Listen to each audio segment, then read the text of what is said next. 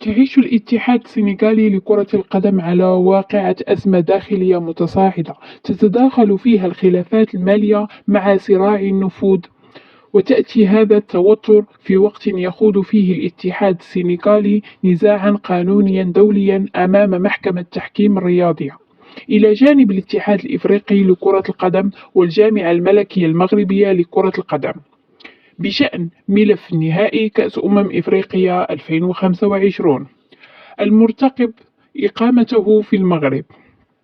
الأزمة تفجرت بعدما اندلع صراع حاد بين رئيس الاتحاد السنغالي عبد الله وعدد من الأعضاء المعارضين داخل المكتب التنفيذي، وذلك على خلفية الجدال المرتبطة بطريقة صرف المنح والمكافآت الخاصة بنهائيات كأس إفريقيا 2025.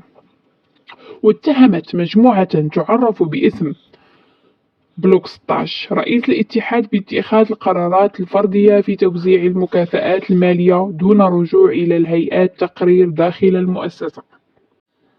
ووفق التقارير الإعلامية السنغالية فقد تم صرف ما يقارب 13 مليون فرنك إفريقي لفائدة بعض المسؤولين في خطوة وصفت الانتقائية وأثارت موجة غضب واسعة داخل الاتحاد، كما ازداد التوتر بعد استبعاد المدير التقني السابق ميسين مهر من قائمة المستفيدين رغم مساهمته في تطوير كرة القدم المحلية، وهو ما اعتبره المعارضون دليلا على وجود ازدواجية في معايير تقديرية والاعترافات بالكفاءات.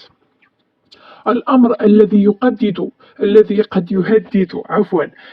قد يهدد استقرار وتماسك المنظومة الكروية في السنغال. في المقابل دافعت قيادة الاتحاد السنغالي عن موقفها، مؤكدا أن صرف التعويضات ومنح يتم وفق اللوائح الداخلية واضحة تحديد شروط الاستفادة، مع التميز بين أعضاء الوفد الرسمي المستفيدين من مكافأة الأداء وأعضاء المكتب التنفيذي الذين يحصلون على تعويضات يومية مرتبطة بمهامهم خلال المنافسة.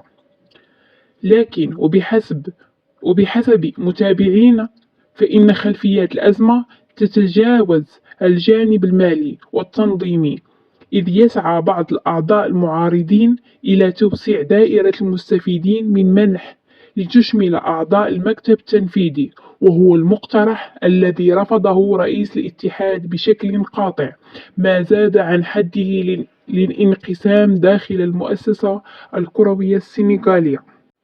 ما تنساوش تخليو لينا واحد لايك، اشتراك إذا كنتو جداد في القناة، وكومنتير. شكرا لكم على متابعتكم.